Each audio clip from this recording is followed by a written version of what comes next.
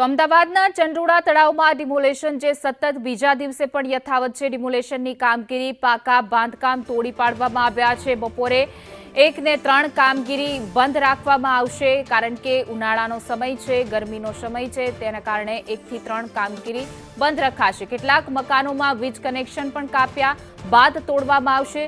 જે મકાનોમાં સામાન છે તે ખાલી કર્યા બાદ તેને તોડી પાડવામાં આવશે।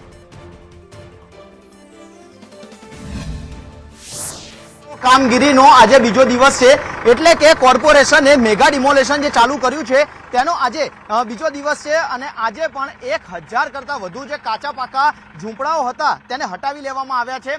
ચંડોળા તળાવની નજીક એટલે કે તળાવની અંદર અને તળાવના કિનારા પર જેટલા પણ મકાનો બન્યા હતા તે મકાનો ઉપર બુલડોઝર જે ચાલતું હોય તે અત્યારે સ્પષ્ટ રીતે દેખાઈ રહ્યું છે। તળાવની આસપાસ આવેલા અંદાજિત 3000 જેટલા કાચા પાકા ઝૂંપડાઓ અને મકાનો છે તે તંત્ર દ્વારા પાડી દેવામાં આવ્યા છે।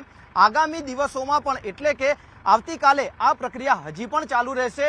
જેટલા મકાનોમાંથી લોકો સારસામાન સાથે અહીંથી હટી ચૂક્યા છે તેવા મકાનો પર આવતીકાલે ફરી એક વખત દબાણ હટાવો અને જે મેગા ડિમોલેશનની ઝુંબેશ છે તે ફરી વખત જોવા મળી શકે છે। તંત્રની 50 જેટલી ટીમો એટલે કે કોર્પોરેશનના 20 કરતા વધુ અધિકારીઓ, 50 જેટલી ટીમો સાથે જ હિટાચી, જેસીબી જેવા મશીનો અને ટ્રકો સાથે આ દબાણ હટાવવાની કામગીરી છે તે આવતીકાલે પણ જોવા મળી શકે છે।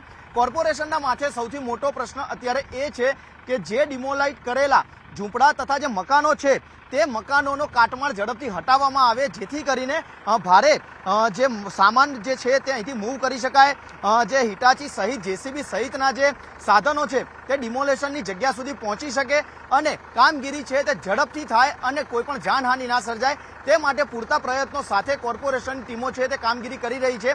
આગામી હજી 2 થી 3 દિવસ સુધી આ કામગીરી છે તે જોવા મળી શકે છે કારણ કે હજી માત્ર એક જ તરફનો વિસ્તાર છે જે ડિમોલાઇઝ કરવામાં આવ્યો છે, પરંતુ દાણીલીમડા તરફનો કેટલોક ભાગ અને સાથે ચંડોળા તળાવની આસપાસના કેટલીક જગ્યાઓના બાંધકામ હજી પણ આગામી સમયમાં હટાવવામાં આવશે। એટલે કે કોર્પોરેશનની મેગા ડિમોલિશનની કામગીરી આગામી દિવસોમાં પણ જોવા મળે તો નવાઈ નહીં અને તેની સાથે જ ચંડોળા તળાવની અંદર બનેલા ગેરકાયદેસર તમામ બાંધકામો દૂર ન થાય ત્યાં સુધી આ કામગીરી જોવા મળી શકે છે।